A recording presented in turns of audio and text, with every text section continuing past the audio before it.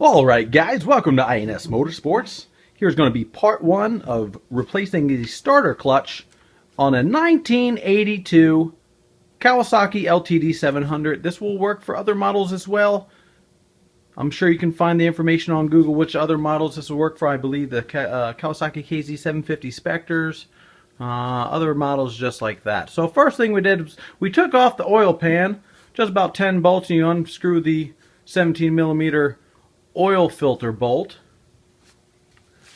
Then on the left side cover, you'll see this cover here that's missing. We just took that off 2 Phillips heads, and there's going to be a 27mm nut on that guy. There's the starter clutch assembly right there that we're going to be getting at today. And this side, we're going to take off the clutch side cover next. We'll have to take off the clutch basket. You're going to need an air compressor and an air gun for this one. We'll be right back. Alright guys, so the next step is going to be removing the clutch side cover. It's going to be the 5mm Allen bolts. There's about 10 to 12 of them. I've already removed them.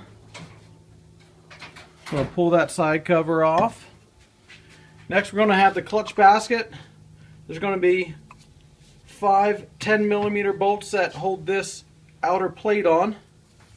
Once you remove those with the springs, the outer plate comes off.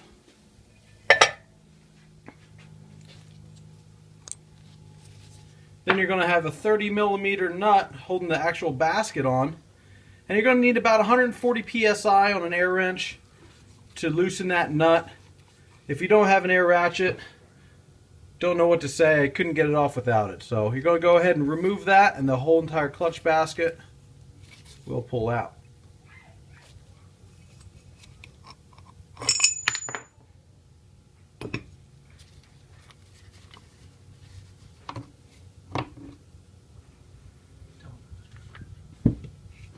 If you're having trouble getting the 30mm nut off of the shaft there, what you're going to use is a strap wrench to actually hold the basket, and the air gun with 140 psi. Next, we're going to have to take this this snap ring off. We're going to remove this gear, and we're going to have to remove these 3 Phillips head screws to get access to the shaft holding the starter clutch assembly. Be right back. Just a real quick tip here. After you remove the snap ring to get this gear off, you'll see that the gear doesn't just want to pull off. So what I've done is found a bolt that threads in. Looks like a 8x15, maybe an 8x125. Don't hold me to that. You're going to screw it in. I actually use the air gun a little bit. If you want to get 3, it will make it a lot quicker. You'll screw it in and you'll start seeing the gear pop off of the shaft. After you remove the gear from the shaft, you're going to take out these 3 Phillips. After you remove the 3 Phillips with the retaining piece, you're going to actually remove this 10mm bolt here. And then once we remove that, be careful, there's going to be dowels holding the oil pump in. You're going to be able to remove the oil pump itself. Now what we're going to do is remove the shaft. We're going to pop this bearing out. You can use a brass punch on this side that had the 27mm nut earlier. Punch it right through. It doesn't take too much force. Alright, so after we punched out the shaft from the opposite side using our brass punch, our oil pump is already removed. You're going to slide this shaft out. That way, it's going to give us room to take the chain off the gear in here. Okay, so we're just pulling this shaft out to the right, and we'll be able to access enough room to take off that chain. Alright, so we got the starter clutch out. This is our new one that we're going to put in, fairly used, in good condition. Our old one looked like that. We went ahead and removed the 3 Allens on our old one, the rollers and the springs, and what we found was a cracked plate. That's where all the rattle can death sound is when you're trying to start your bike. Bad starter clutch. Now we're going to go ahead and start reassembly.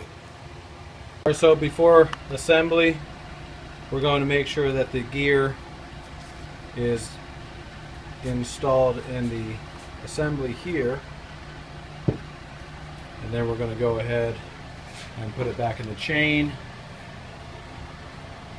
Then we'll install our shaft and punch it through with a brass hammer.